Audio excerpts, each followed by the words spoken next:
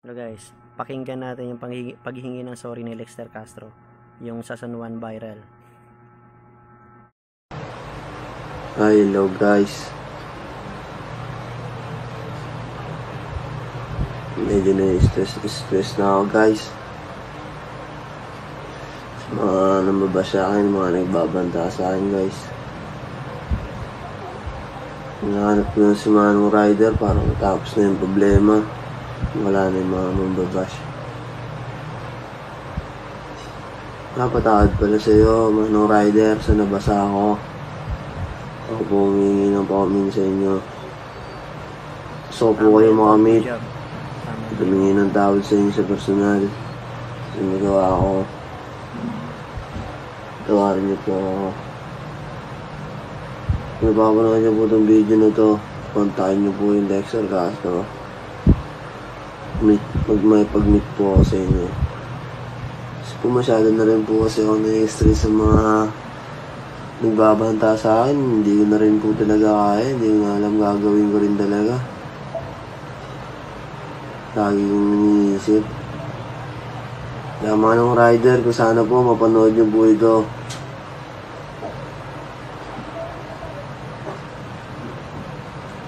Mapanood niyo po itong video na to.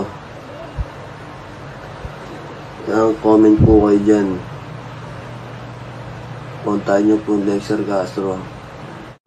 Hello guys, ito na nga yung latest no. Mga ilang oras pa lang yung nakalipas. Kung makikita nyo sa Facebook, sa social media, nangingi na po ng sorry si Lexter Castro. Yung nag-viral na yung piyesta ng San Juan, yung Wata Wata Festival. So ngayon, humingi na siya ng sorry dahil siguro dahil marami na sa kanyang nagalit. So kasi may mga banta pa kasi, kaya siguro gusto na tapusin yung issue. Worth it naman dahil nakipagkita na siya kay Mayor Zamora. So talagang nasa loob naman niya yung panghingi na sorry. Kayo, kung ano bang sa tingin nyo, kung nasa puso nyo ba yung paghingi ng sorry? Pero sa tingin ko, nasa loob naman niya yung paghingi ng sorry para maging maging mapayapa na yung buhay niya. Kasi lumilit yung lugar niya dahil sa mga maraming galit sa kanya. Kaya salamat naman at nangingi siya ng sorry. Yun naman yung importante, na nangingi siya ng sorry at baguhin na yung mga ginagawa niya dati.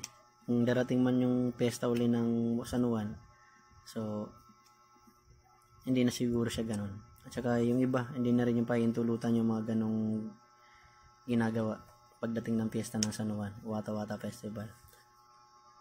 Ito siya guys, panoorin nyo.